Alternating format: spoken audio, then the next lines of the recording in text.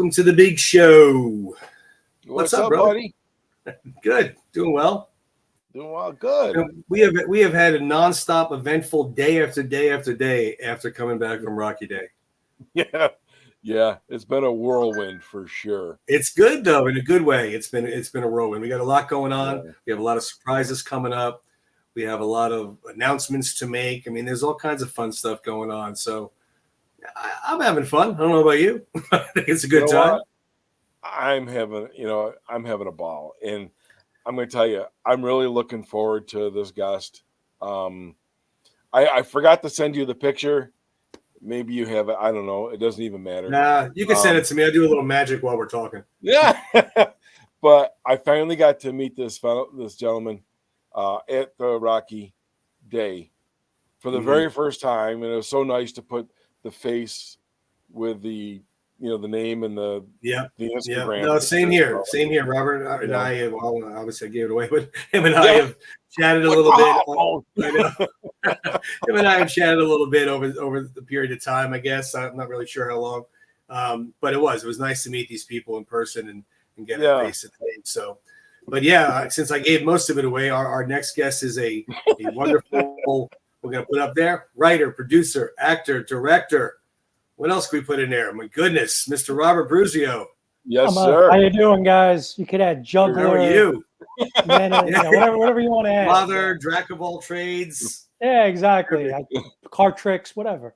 Yeah, that's good. Well, speaking of father, we got to give your daughter a plug because I'm still trying to get in touch with her with her drawings. His daughter does the most amazing drawings, and I want to get a Rocky one for my wall. Thank you. So, I mean, her website is Alexa Bruzio Art, correct? Yeah, Alexa Bruzio Art.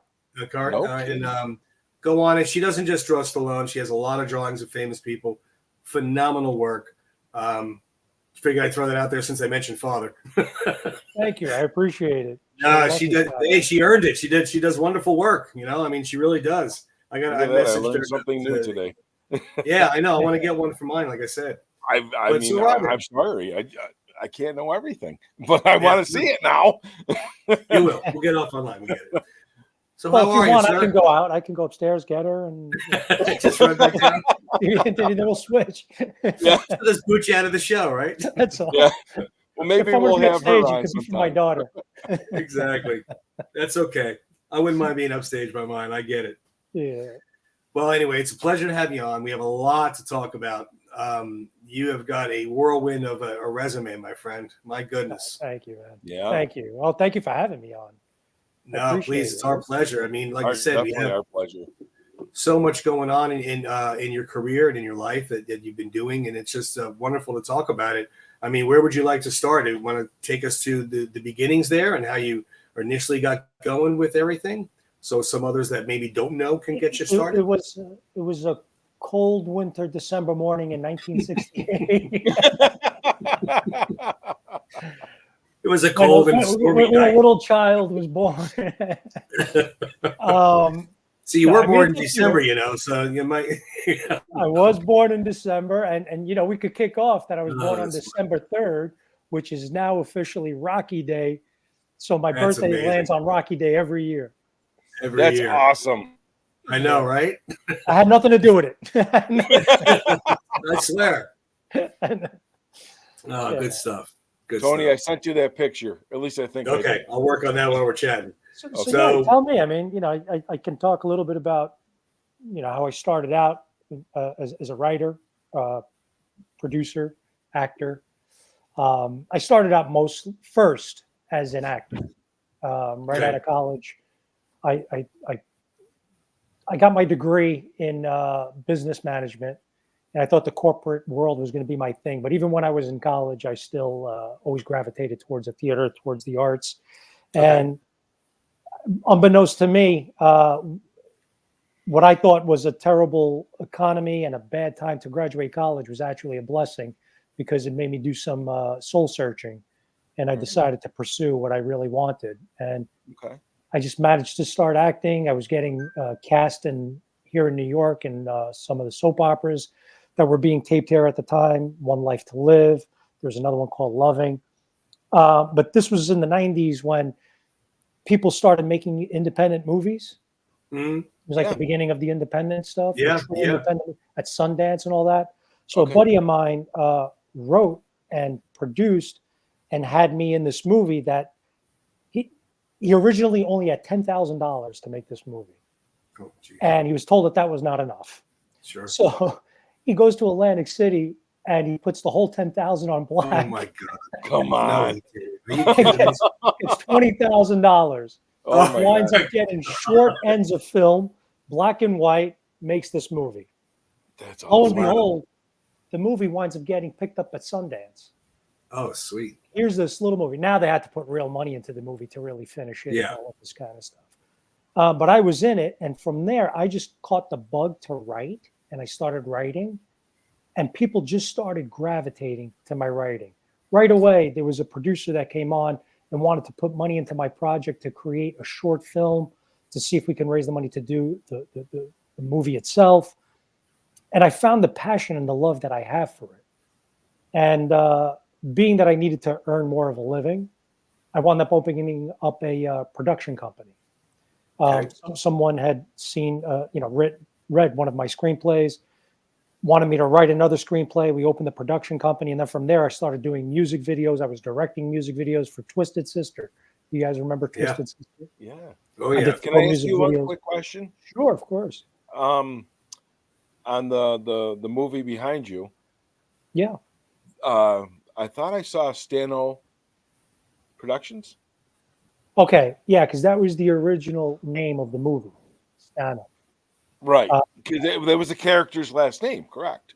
Right. Right. Exactly. Yeah. And I really wanted it to be the name Stano, but the powers that be, the ones who wound up distributing the movie, as well with Paramount Pictures, in the streaming world, that they wanted to have they questioned, what does Stano mean? I said, well, it's the guy's last name.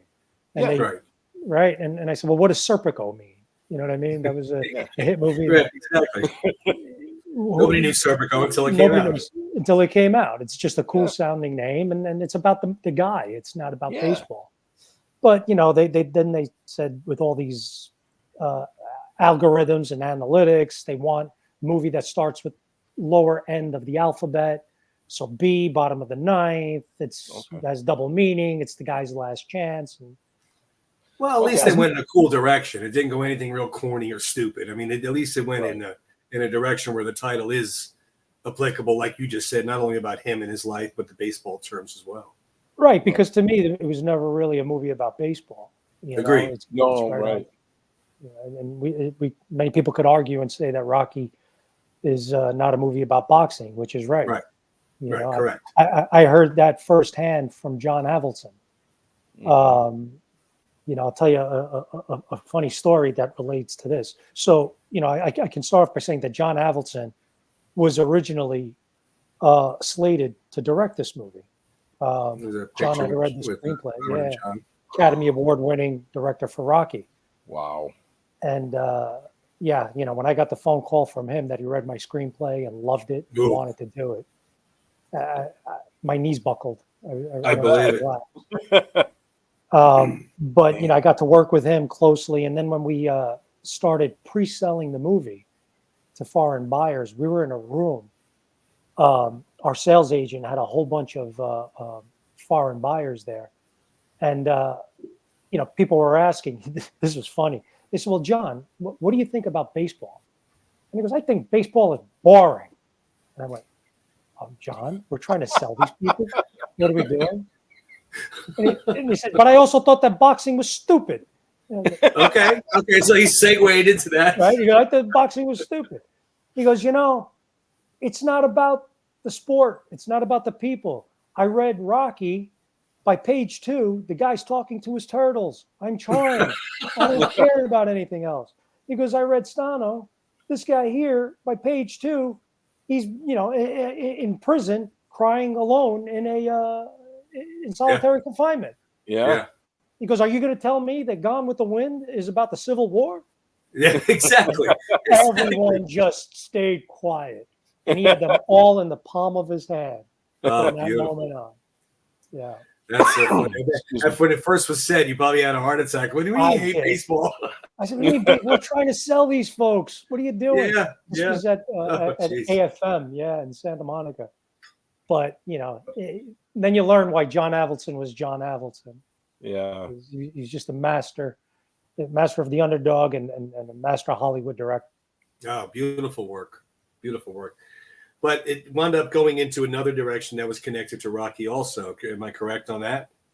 Well, yeah. I mean, the way it all started, I was leading up to the production company that I had. That's why I befriended Burt Young, because I started doing TV commercials. And I did a commercial for a restaurant that Burt Young had in the Bronx. And he took an immediate liking to me. And he told me he had this movie that he wanted to shoot. It was called Murder on Mott Street, and would I help him with it, and would I help him with the editing of it in my studio. And from there, we just developed the friendship. Simultaneously at that time, I was writing this. Okay. It was called Stano. And there is a lot of stuff that I did with Burt.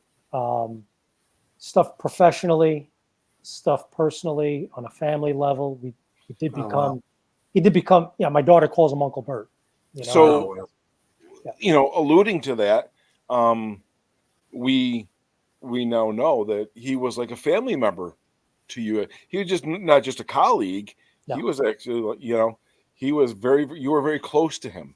Extremely close. He came to my mom's wake. He was at family parties. We grew really, really close. We had. That's amazing. Yeah, many shall I say, moments of bonding, and there were some moments of interesting where I thought, he might have killed me, but he did. We did a short film together, and we were filming in Pennsylvania, and we worked about 16 hours, and we only had one car that was ready to go back to Manhattan. And I had another actress that we needed to shoot one more scene with her. And I asked Burt, I said, do you mind waiting one more scene for this girl so she can share a car with you in Manhattan? Well, Burt lost his mind. He went nuts, right? And I said, well, we got to get this last scene in. So we get the last scene in. He went back to his room. I'm exhausted. We have no more money left. I'm being thrown out of this bar that we were filming in. And all my buddies were saying, are you going to call Burt? I said, no, I'm not. I'm not calling him. You're out of your mind. So I get in the car. We'll get in the car, and I leave him there. I leave him in Pennsylvania. Yeah. For like 3 days. Oh, my God. Now, for 3 days, I'm going into my studio in Mount Vernon, looking over my shoulder, thinking, I bet I'm done. I'm dead. He got all polyed out over there. My God. I got a phone call from him 3 days later. I pick up, and he goes, "You son of a." He goes, "You got a lot of." Yeah. You got a lot of. He goes, "I can't get too mad." He goes, "That's actually pretty funny." He goes, "That's actually pretty funny." But he got the last laugh because he called his personal driver to come and get him, and they sent me a bill for $500. You want to leave me here? Here. Oh, that's a great story. I mean, I've never heard anyone that has met him, and I've talked to several people that have met him, been lucky enough to meet him. No one has ever said an ill word about him. Nobody's ever said he was rude or abrupt. Every single person either met him on the fly or spent quality time with him has nothing but good things to say about that man. He was all heart, all love. Yeah. I mean, he was a tough guy by no means. By no means. I mean, he was a tough guy, but what I mean by no means to say that he wasn't. Mm-hmm. But when it came to people, he loved people. Mm-hmm. He loved to make people smile. When he would walk into a room and people would call him Paulie, it brought him nothing but joy. Really? Nothing but joy. Yeah. And how funny is it he's playing Paulie, who is a complete opposite of a character as he truly is. Yeah. Being so angry and so mad and rude, treats his sister like crap. And well, I worked with him as an actor as well. We both did a scene. Well, in that short film, we co-starred in it, but we also performed at the Actors Studio together. We did a couple of scenes there in New York City. And, you know, he would always talk to me about, he trained with, what was his name? From The Godfather, Godfather 2, famous actor. Oh, Lee Strasberg. Lee Strasberg. You know, he studied with Lee Strasberg, and he would teach me his technique, and he did the method. And he described how he came up with Paulie. You know, he told me that when he first put Paulie, he felt that he was like this empty barrel. That's how he would describe him to me. And he says he was almost like this grimy, filthy guy that even he was disgusted with. So he says if you notice his moves, he's always like moving like this, like an empty barrel. He's just nothing in the inside. And he would put like turpentine on his neck, his knuckles. So it was just his own personal thing to like make the guy arthritic and make him kind of, you know, all dry skinned and uncomfortable. Disgusting. You know, these are like little actor things that people don't know. Wow. You know, that's really he did to bring himself to that person. Yeah. Wow. That's one thing that I was always on the bucket list was to meet Burt Young, you know. Yeah. And obviously, you know, lost that opportunity, but I just think he was just an amazing man, an amazing actor. He left us a lot behind. I mean, obviously he's well known for the Paulie role, and he's done a lot of other stuff as well. He played, you know, Mickey Blue Eyes and a bunch of other films that he's been in. So we're lucky enough to see him time and time again. But can you touch base on a story? I know you said that you did something on Rocky Balboa when you were with Burt Young. Yeah, to tie it to Burt and leading up to my Rocky connection to having this movie made. You know, a lot of stuff that Burt and I did together, I kind of earned my card. I cashed in the chip to say, Burt, I have this underdog story. I would really love, you know, if we could get some of the people that made Rocky involved in this. And by this point, he said, yeah, absolutely. Started with John Avildsen. And he just gave me John's phone number. He said, here, call him. Tell him you're my friend. Yeah, that's not too much pressure. Right? Thankfully, you know, because one of the biggest fears you have is I call up John Avildsen and say, yeah, I'm a friend of Burt Young and I have a script. And he's like, yeah, all right, who doesn't have a script? Everybody's got a script and everybody has a friend. Yeah, exactly. Thankfully, the script really did get the attention from a major agency, CAA, from a festival that was here in New York. So I had to throw that into John and say, you know, CAA is looking at this and I'm a friend of Burt and whatever. And he finally bought in and he goes, yeah, sure. All right, send it over. 2 days later, that's when I got the phone call and he goes, Robert, this is John Avildsen calling. I read it. I love it. I want to do it. Oh, my goodness. So, okay, you know, here's John Avildsen, Academy Award winner from Rocky. Now they're making Rocky Balboa. And I call up Burt and, you know, I'm starting to connect some dots. I'm like, I'd love to see if I can meet one of the producers there. But of course, you know, you got to be professional and not speak business while they're making their movie. But it'd be nice to at least have. So Burt invited me down to the set. And it was during the scene when they were on, you know, the broken down ice arena. And Rocky's talking about how he remembers touching Adrian. She touched him and he felt electric. And Paulie turns around and goes, ice is stupid. People who stand on ice are even more stupid. I actually rehearsed those lines with Burt in his trailer before he did the scene. So I had, you know, it was a big blessing and an honor to be there. So Burt brings me over to you know, the tent that's all set up with all the video monitors, the screens to watch what's going on. And of course, Sylvester Stallone is there. And Burt walks me right up to Sylvester Stallone and he says, this is my good friend, Robert Bruzio. And Sly looks me up and down and he goes, it's good to have friends. I love it. Oh, my goodness. That's the first meeting. That's the first time you met him. First meeting. Oh, wow. Stallone, yeah. And I was like, yeah. I got the hint. It's like, there's a reason why you're here. It's because But, you know, I was welcomed. I got to stay there and I got to watch Sly in action right there. I mean, here was a man, I guess he was in his 60s at the time, mid 60s or early 60s. And I'm watching him. The energy level is off the charts. He's directing Burt, and he's telling Burt, when you turn around, you have to say, not to me. Like, he was giving him like the motivation on how to say it. Yeah. And then he turns to the his director of photography, and he's telling him, I want you to just drop the frame like a quarter of an inch here, like that much detail. And as he's talking, there's a heater that's a little too close to some of the other crew people. Sly spots it, gets a hand truck, moves the heater himself while he's talking to two other people. And I'm like, this guy's unbelievable. And then from there, get in front of the camera, call action, and right in front of my eyes, become Rocky Balboa.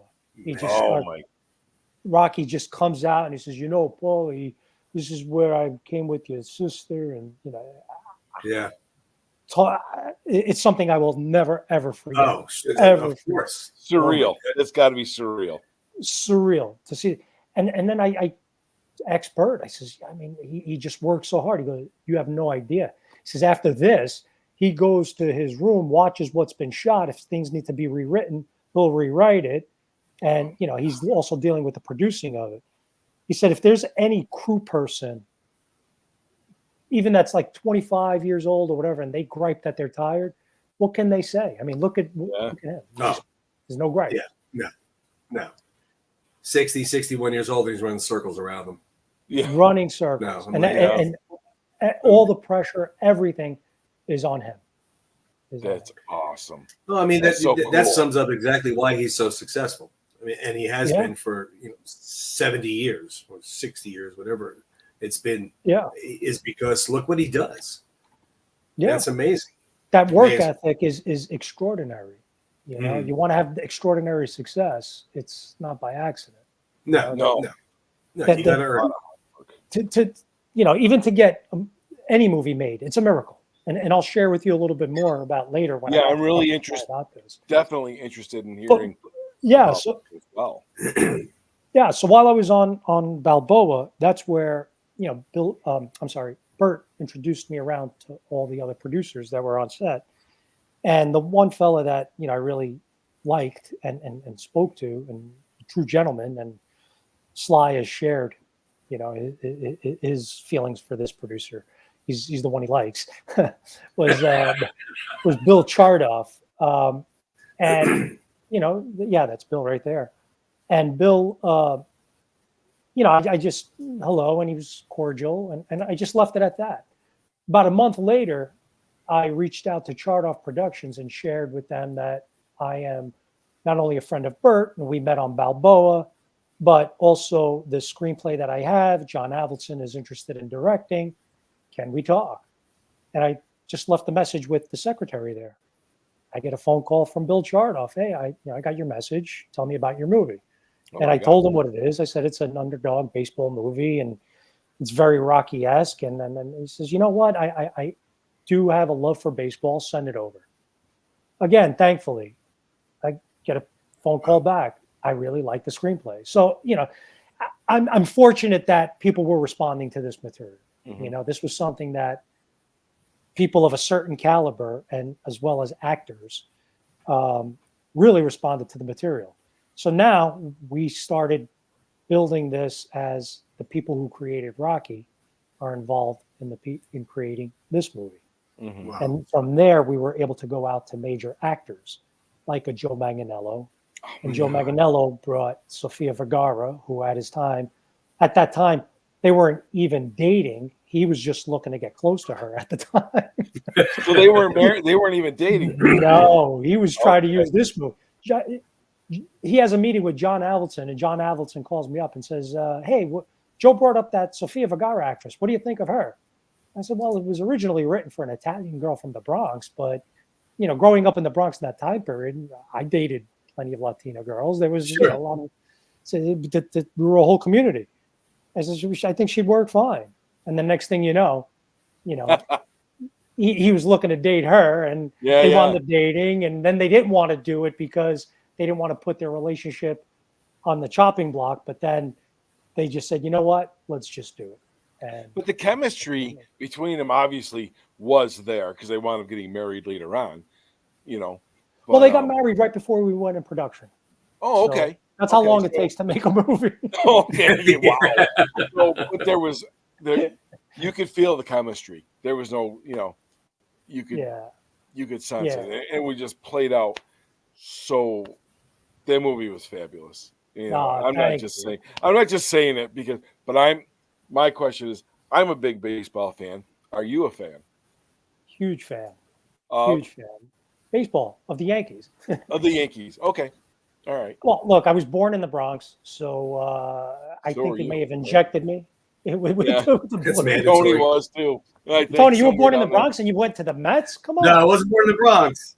Oh. No, I wasn't born in the Bronx. I was born in Queens. And then we moved to Brooklyn. Okay. And we did move to Staten Island for a couple of years as well. And then we actually moved to Jersey later on when I was in high school. But my long story, I don't want to take away from yours. My grandfather was a Brooklyn Dodgers fan. They left.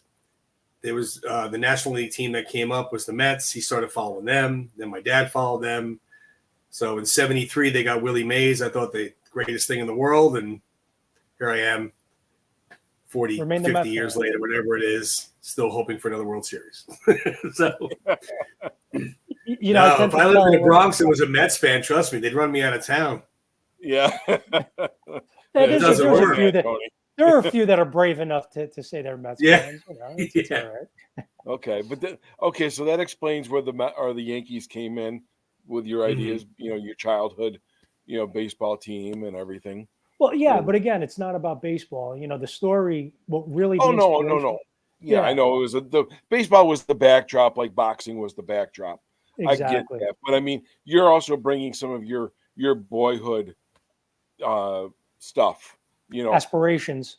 Growing up as a Yankee fan, and so you bring that along, and did you grow up as a Rocky fan as well? Absolutely.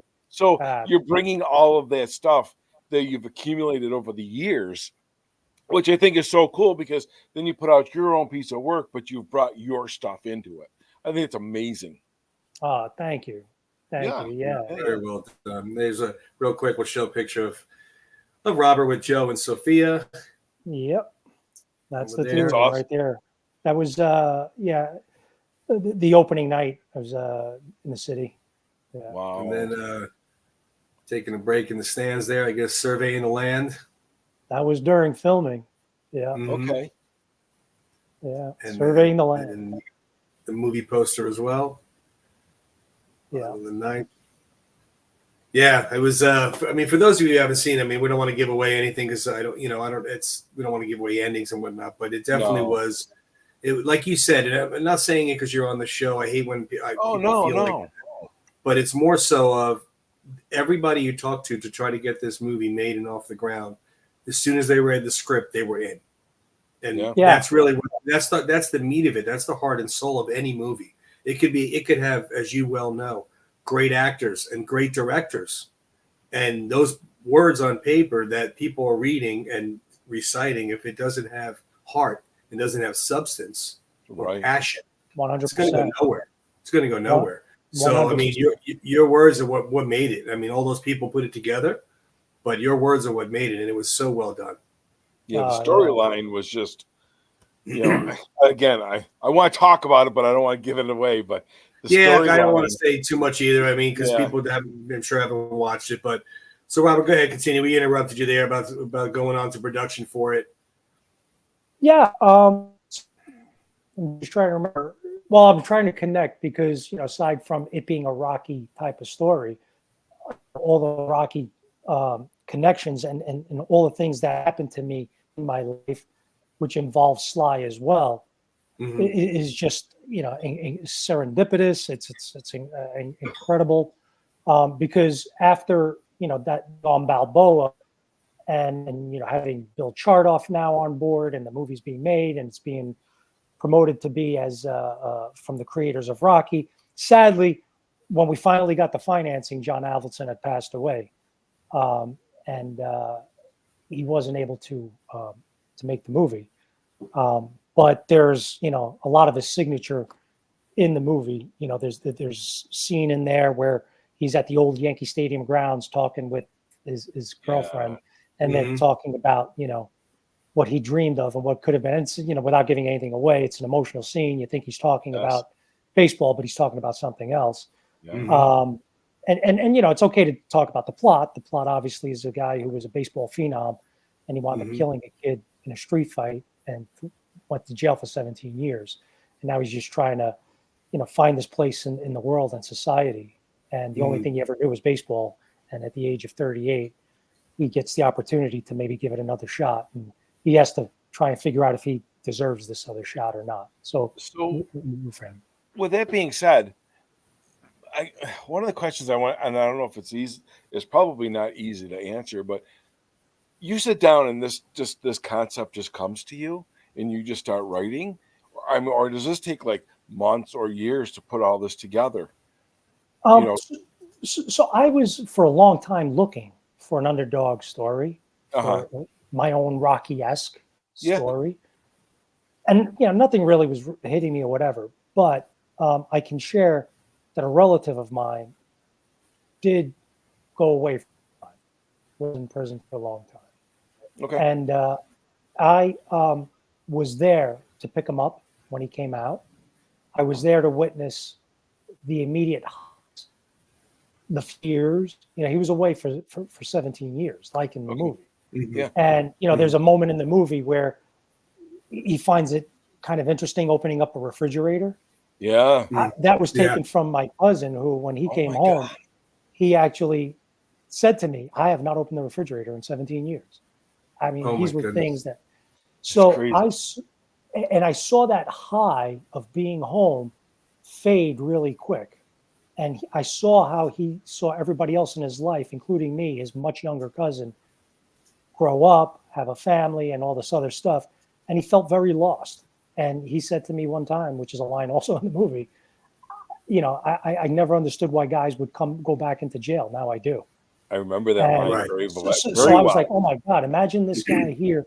And my cousin when he was young, he by no means was a baseball player. I mean, that was all, I added that in. Yeah. Right. But he looked like he could have been a young kid that could have been a movie star. He could have, who knows what he could have been. Yeah. And he, you know, sadly, it was like in a Bronx Tale, wasted talent.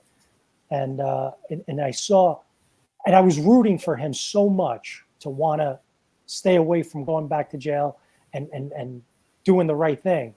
And I said, that's my underdog story. The guy who comes out, and that was like the inspiration, the seed. And then I said, well, what could be the mountain that he needs to climb? Well, what was the mountain that he had? Was he an actor? Was this? Was that? And I said, well, he's from the Bronx, Yankee Stadium. Just started connecting the dots. Baseball. Imagine he should have played for the Yankees. Then it starts going. And then it starts building. And that's how that Nice. story came about for me. So hopefully what happened to him on Garbage Day did not happen to your cousin. No. Okay, no. Then everything else was fabricated. Okay. That was made up for theatrical reason, you know. I get it, but boy, that was a gut punch right there. I'm watching. I'm like, no, all day is not today. That's exactly what he wanted it to be like. He wanted people in the audience you want them to react. I mean, I remember seeing Rocky in '76 in the theater, and they're yelling at the screen like it was, you know, get up, Rock, get up. You know, like it's beautiful. And when you're, like you just said, when you're yelling, no, not today, come on, you know, you're into it and you're invested in it. And you have, not today. Yeah. Well, thank you for that. I thank you for that. You got me. Well, there's no more greater honor to hear that, you know. Yeah. Made you feel something that way, you know. So, it did. Thank you. And I'm waiting for him to show up. I'm like, will you just get there? All right, now we can't give it away. Yeah, no, really. Now you got to reel that in. Reel it in. Yeah, we got to reel Rick in. Reeling. Every now and then we got to reel him in. Okay, every once in a while, yeah. Watch previous shows, you'll know. But you know, it was kind of interesting is that years later, because of I developed a great relationship with Bill Chardoff. So now our movie is being in the final stages of post production, and you know we're shopping it and ready for it to go out to market. They start filming Creed or Creed 2, I mean, this is like how long it took for the movie to get Wow. made, get finished, get. So Bill Chardoff, who's a dear friend, invites me to the set of Creed 2, me and my daughter. He goes, why don't you come on by and, be nice, and Sly will be there. And I says, yeah, absolutely. That'd be awesome. So now I'm on the set as a guest of Bill Chardoff. Okay. Yeah, that was actually during the premiere of Creed 2. Yeah. Yeah, I was invited to the premiere. So I get invited there. And as we get there, he asks my daughter if she wants to be an extra in the movie. Come on. And my daughter's thrilled. She's like, yeah. Now she's nervous. She goes, Dad, can you be an extra with me? And I'm like, well, I'm part of the Screen Actors Guild. They're going to have to pay me union rates. Union rates, really exactly. But she wanted. So anyway, we wind up standing next to Sly. And I go up to Sly, and I'm like, Sly, I don't know if you remember. We met on Balboa. He goes, he's looking at me. I says, I'm a friend of Burt. Now he's connecting the dots. He goes, yeah, that's right. He goes, Balboa, that's one of my favorites. I says, well, since that time, I've made my own movie with Bill Chardoff, who's one of your producers here, and Burt is in the movie. And Sly starts asking me about Burt, and he's like, well, how was Burt? Was he okay? And I says, yeah. And all of a sudden he starts laughing. He goes, oh, Burt's the best. He goes, I bet you had a hard time with him with his lines, and he would go off and do his own thing or whatever. And I was just like, oh man. You're like, no, that didn't happen. No, not at all. So then Bill comes over, and next thing you know, he's asking me, so your movie is done? And I said, yeah, it's done. He goes, you mean done? Like, and everything that I went through to get that movie made, just in those words, you mean done. Right. Sly is still telling me, like, believe me, I know what it takes to get a movie done. Yeah. And out there. And he was just nothing but congratulatory. It was awesome. Now, as I'm talking to him, my daughter is standing next to me.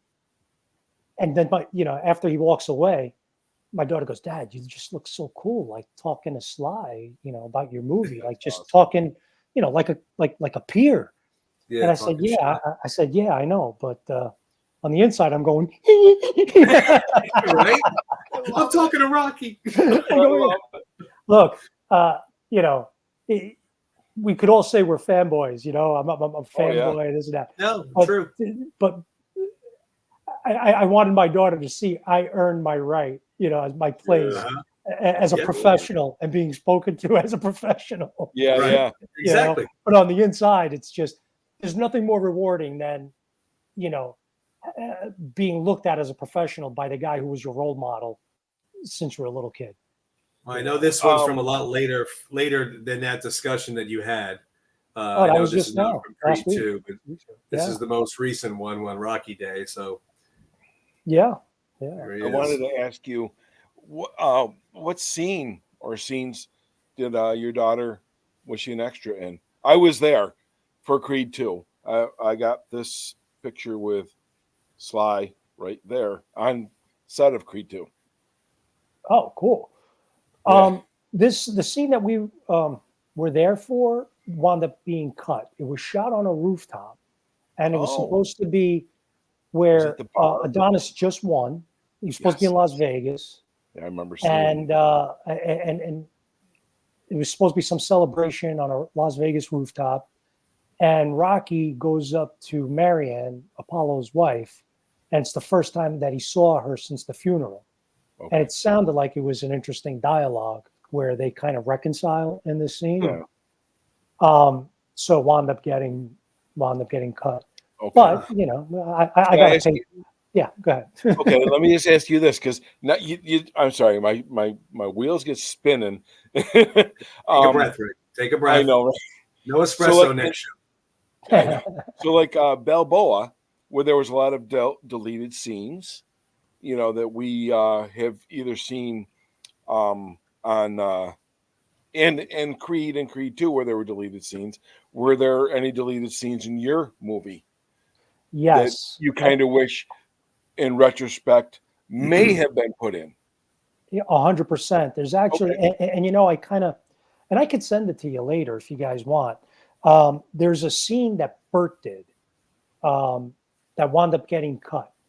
If you recall in the movie, Burt plays this old guy that they just keep around the minor leagues, who tells Buzzy. He just tells all these old stories, and he's like a staple over there. And he had like this one moment of glory, and he does nothing but keeps telling the same story, which was funny because when I was doing the research and I was down at the Yankee Farm Club in Tampa, I actually ran into a guy that was just like that, and that's how he came about to do that for Burt. But there's a scene where it's probably one of his best performances, where he's in the motel parking lot, and he's just swinging a bat, and he's screaming and he's almost crying about a career, and this is all BS, and this is whatever, and it's significant and poignant because Stano comes out and he sees him, and he sees this poor old guy who had a career, and now there's nothing. He's just it's gone. And he just pretty much just says, "This is it," and he just walks off into the sunset. Oh my God. It was so heart-wrenching for me because it's like, it's almost like Burt talking about, here I am at my age, and here's a career or whatever. And it got cut, they say, because of running time of the movie, and to me, it was only another minute or whatever, and these guys will look and say, well, okay, it didn't really move the plot along, but it was such an emotional scene that I don't think it slowed anything down. Right, that's one scene that I really regret that got cut. And nobody's ever seen it. And if you guys would like, I could give you the exclusive. Love to. No, definitely. Would love to. In today's day and age, when they're making films, I'm just going to, off the cuff, like a Justice League or whatever, 4 years or 4 years, 4 hours long. Like you just said, what's one more minute? If that movie is that good, such as like a Rocky. Well, remember, Rick, remember the story on how they wanted to cut the scene with Rocky and Adrian, where he came back and said he can't do it. I know. They didn't want to film it. They didn't want to film that. And that was probably a minute and a half, 2 minutes tops. Well, John Avildsen told me that he had to fight for the little Marie scene. Really? When he's walking her, when he's walking her home. Yeah. Everybody wanted to cut it. Can you imagine they would have cut that? No. See, now that's developing Rocky. That you can't cut because that's developing who he is. I mean, of course, not just talking to turtles. That's still yeah. I just found that very interesting to figure out or to find out how it is like a scene gets deleted like that when you after the movie's out in even the DVD form or whatever, and you get to see the deleted scenes, and you're like, oh my God, why did this not get there? And you're like, it's so poor, it's so pertinent to the storyline. Yeah. Sometimes it just blows my mind. Like, what were they thinking? Yeah. Well, sometimes even when you're writing certain scenes, they gotta go. But this scene here, I'd love to see that because I mean, Bert's a great at. I would love to see it as well. Yeah. So Robert, you had mentioned how you have the Rocky Holy Trinity pretty much now that you have met and became friends with and became colleagues with before your film was done. Now, tell me what this picture here has to do with that. Well, that there is Robert Chardoff, who is the producer of the original Rocky, and there he's holding the Academy Award for Best Picture, and that Academy Award right there is the same exact one, and I'm inside of Bob Chardoff's house holding that Academy Award. Because, as I said, Chardoff was a producer on my movie. We became good friends with him. Wow. That's so awesome. I mean, that's great. I mean, think about that. Like you said, you're a Rocky fan when you were younger, growing up, and doing what you're doing with this passion of screenwriting and all. And I mean, everybody always thinks, oh, I'm going to take it far. I'm going to go far with it. I'm going to do this and do that. But like you had said, the odds are so slim of it happening. But you achieved it all. And did you ever remotely think, oh, Sly's going to be a colleague, Burt Young's going to be family? It's insane. It's a blessing. You know, I'm a believer. I'm a man of faith. I believe in God. I can't explain anything else. I just can't. You know, well, you know, a lot of hard work and perseverance and persistence. And I was very lucky that I wrote a script that resonated with a lot of people in that circle. You know, I'll give you another scenario. When they had the Rocky versus Drago recut, they had the premiere of that in Philadelphia, and Bill Chardoff invited me. He couldn't go. He was in California. He says, "Why don't you take my seats?" Wow. So, you know, I go there and I bring my daughter Alexa, and lo and behold, I'm watching Rocky IV, and Bill Chardoff, producer of, you know, and it says MGM on it, sitting. Right. Burt Young sitting right next to me, and Sylvester Stallone sitting right behind me. Oh my goodness. And I'm watching Rocky IV. Yeah. And I turned to my daughter. I go, if I were to go back to 1985 and tell young me that I'll be sitting in a theater that's my dear friend, my dear friend, and Sylvester Stallone right behind me, and I'm hearing him talk about all the cuts he made. Oh my God. I was going to play a joke and turn around and go, quiet, I'm watching a movie. He seemed like he would get that humor. Oh yeah. So and that was just, it was surreal. And I'm glad that my daughter was there to witness this stuff, because when I come home and I tell my wife these stories, she doesn't know if I'm making this stuff up or not. I was just going to say, was anybody around with a camera? I know. It became, I caught a fish this big, and then it's this big. No, she was there. She was there. Right. I'll tell you another quick funny story with my daughter and Sly. So now, you know, while we're on Creed 2, I'm feeling much more comfortable. And I go up to Sly and I said, Sly, I'd love for you to meet my daughter, Alexa. He was like, oh, hi, how are you? Pleasure to meet you. And he shakes her hand. And they're rapping on the scene. And there was, from the roof, there was this service elevator that was private that would bring just, you know, Sly, Michael B. Jordan, producer, director, down to the holding air, the wherever their room would be and wherever the catering would be. So, you know, I'm invited with Bill Chardoff to take that elevator and go with them to where catering is, right?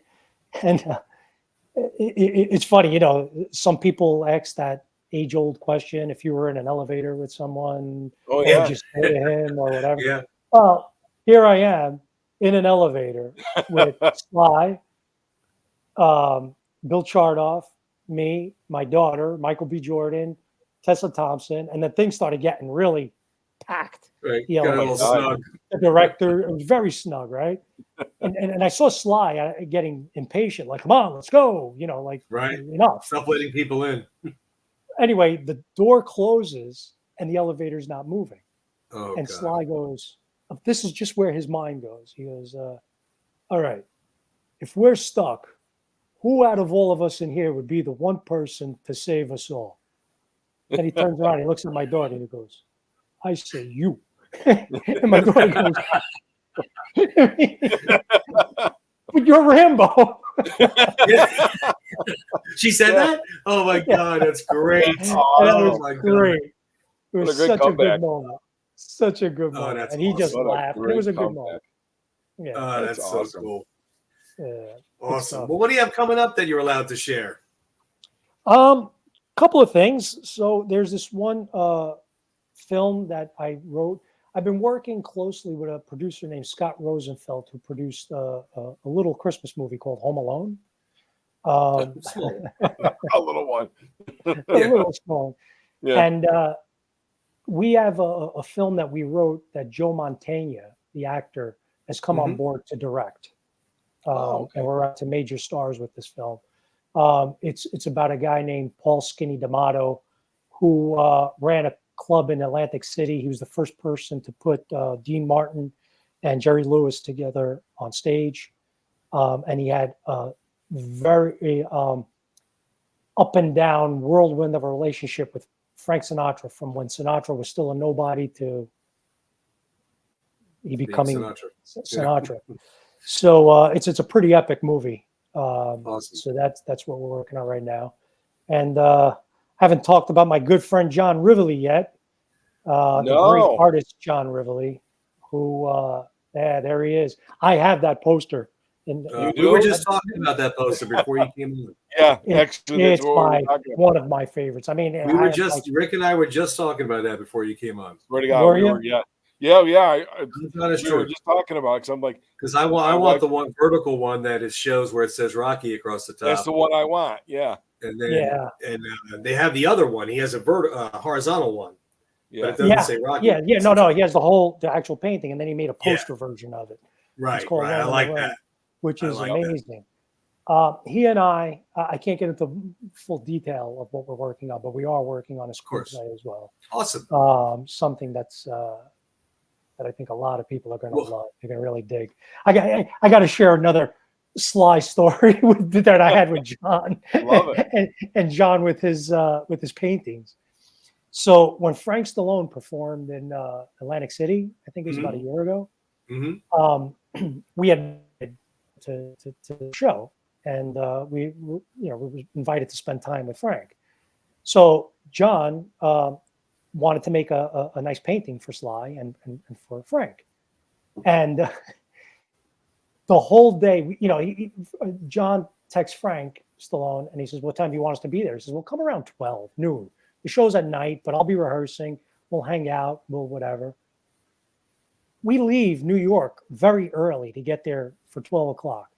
We get to the Hard Rock, and the Paramount was there, and there was this production assistant, this young girl that was there, and we walked with holding 2 tubes, each of John's paintings, and we try to be as confident as possible, and we tell the young girl who's at the Paramount saying we're friends of Frank and we're here to see him. She's like, "Oh, okay, let me find out." She goes to find out. She goes, "Well, he's still in rehearsal. Why don't you guys come back in about an hour?" So now we're walking around and we're carrying these 2 tubes. We're walking around Atlantic City. Text Frank, we're still around. Are you here? Now we're not getting any response from Frank. Oh boy, what's going on? This is we walk past that girl again. Oh, you guys get to see him yet? No, we're still waiting. I think but we did text him. She's like, "Yeah, sure." Now she's starting to think like, okay, who are these 2 lunatics walking around with these tubes, thinking they know somebody inside? Just to cut the story short, right. The whole day goes by. Now we're trying to get in touch with Sly, and Sly texts back, "Yeah, we'll call you later," or whatever. And they're like, "Oh man, these guys are blowing us off. We got here 12 o'clock. We're walking around Atlantic City with these tubes. We keep running into this young girl. She's like looking at her colleagues going, look at these 2 losers over here with these tubes." with these. And I'm standing there and I'm going, and I'm looking at the girl. I'm like, "I make movies." I was like, "We really know him." I swear. So anyway. Oh my God. Well, obviously you did wind up meeting up with him. There you go. Well, we get to, and there's another picture of me with Sly there too, if you have one. That was that same night. I don't know if you have it. Do you have it up there, Tony? Yeah, I think I do. Yeah, but the funny thing is that we don't hear from Frank or Sly, so now we feel hurt. We're feeling kind of bad, and we're sitting in the audience. John gets a text from Sly, and he goes, "Where are you?" He says, "We're sitting in the audience." Sly comes practically on the stage and goes like this to the both of us. Oh my God. So now me and John obediently get up with these 2 tubes and we're walking across. John Cafferty's performing Hearts on Fire. Oh and we're walking in front of the stage with these 2 tubes. And we walk backstage and there's the picture. Sly was just so awesome that day. He was so happy to, talk with us and call the Paramount crew while, talking about John's work and talking about other stuff. Turned out, and Frank revealed it on the show, we had known this earlier, Frank had to go to the hospital that day. He had a nosebleed while he was performing. Yeah, we saw that on the show. Yeah. And that was on the show. But John and I are like, look at this. They're blowing us, not thinking that the guy had some sort of real thing. And And it was a real thing, but it was just funny that John and I spent the whole day, and that's our memory of like that day in Atlantic City, walking around Atlantic City. And so bad, after that picture, I wanted to find that young girl and go, we weren't lying. See? I think that's the funniest part of the whole story is the young girl that keeps seeing you. It's just like, that's the greatest part of it. She's like, yeah, there they go. Yeah, I know, everybody. Yeah. Yeah, sure you do. She's talking to her colleagues like, yeah, look at these guys. And now what kills me even more is the fact that I was going to go to that concert. Me and my wife were going to that concert. We were just getting ready to buy the tickets. And then we had like a family crisis come up at the last minute and we couldn't go. But just to think the fact that I could have run into you guys and met you for the first time there rather than 2 Sundays ago, Right. There's other Hard Rocks. Tell them that there's Hard Rocks in Florida. Okay. Yeah. One in Tampa, one in Hollywood, one in Orlando. I'll go wherever. Yeah. Right. He puts on a great Robert, show. we couldn't be happier for you coming on, man. We thank you so much. These stories, we can go on for another hour. I mean, it's amazing the stories that you're telling us. Well, I'm grateful to be here. I want to express my gratitude to so many people that were involved, in me on this journey and being able to be here and talk with you guys. I met with guys like John, meeting him, and just continues this rocky journey with me. I had the pleasure of meeting a great guy, Agent Nicky. We spent the whole weekend, this past weekend together, and he's such a good guy. And it's just great to meet up with good people doing good stuff. Such a pleasure to meet you guys and get to know you guys. I know, Tony, we spoke a little bit in the past. Yeah. So no, but it's definitely good, like you said, to meet and talk some more and get to know each other. And that was the thing. I mean, Rocky Day was a crazy day. I mean, my goodness, it was so crazy and wet. But it was so good to see you and meet you there. And I know you met Rick as well, but we would definitely have to do this again sometime. Maybe when the John and your project starts to grow some legs that you're allowed to talk about, we could have you back on, or even 100%. You and John back on. I mean, we would love it'd be awesome. It'd be awesome. Or how about your daughter? Let's see some of that artwork. Yeah, I'm telling you, go to. I forget which one he posted. I think it was him with the fedora from Rocky 2. And I remember I messaged you. I said, "Where does she sell these?" And she does. Like, if you go to her Instagram, her Instagram is Alexa Bruzio Art, and you'll find she's enamored with old Hollywood. She just loves it. She's an old soul. My younger daughter's like that. She likes old like Rita Hayworth and Ava Gardner and all the 40s and 50s. She loves all that. So definitely check out her artwork. It's amazing. Yeah, thank you for the plug. So absolutely. Well, like we said, Robert, thank you so much for coming on. We appreciate it. I know we probably ran a little longer than we discussed, but we couldn't stop talking. I'm sorry. Thank you. I hope this was fun. The stories, and then the inside stories with Sly directing and Burt acting, and it's just this is a rockhead's dream, hearing all this kind of stuff. Oh yeah. And then those of you that have not seen it, definitely go on and check out Bottom of the Ninth. It is definitely worth the watch. It's really good, and again, not because he's sitting here in front of us. No. It's really good. Like when we saw it, my wife and I watched it, and I told her, I said that was, again, the words on the paper. It makes so much difference, and it was a well-written story, and it had passion and heart, and you cared about these people. If you don't care about the characters, the movie's going to tank. Right. And it's all about the people, always. Exactly. So please go watch it on whatever streaming service you have. It's all over. It's such a good film. Thank you so much for sharing it all with us. Yeah. Thank you guys. Thank you so much. This was a lot of fun. You're very welcome. I could talk to you guys all day. Yeah, like I said, we're coming back. Down the bar in a little while.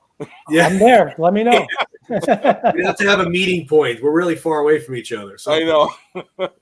Well, next time we do meet up at an event or whatever, we'll make the bar or something happen. Yeah, for sure. Absolutely. Yeah. Absolutely. All right, Robert, thanks again so much. I appreciate you so much. Thank you. God bless. Thank you, guys. We'll talk soon. Take care. How great is Holy cow, Tony. How great is he? He's such a good man, guy. Like him and I, like I said, we know. chatted a little bit over the year or so. And it's granted the whole New Yorker Italian thing. You click with anybody that's like that. You just have a mutual family background type of living. But good guy, great stories, down to earth man. Look at what he's accomplished and how he's talking. Sounds like he's just hanging with us at the bar. So I mean, yeah, and there was one more question I wanted to ask him. Is like I wanted to know if he wrote that part in the bottom of the ninth for himself. He played a small part in the beginning of the movie. I was just kind of curious if he wrote that part for himself or was just like, I'm going to do this part. Right. It wasn't a huge question, but I just great stuff though. Great stuff. We'll definitely have to have him back on. I would love to have him and John back on. I think that'd be like having Martin and Lewis on. We could do like the Brady Bunch square. Yeah, the four of us. Yeah. Well, thank you guys so much for watching everything. I appreciate it again every week. Like I said, we have a lot coming up. We have a lot going on, but appreciate your support and watching the show. Yes, definitely. And all right. Sorry my Italian comes out. That's okay. Trust me. All right, pal. We'll see you next week. Take care.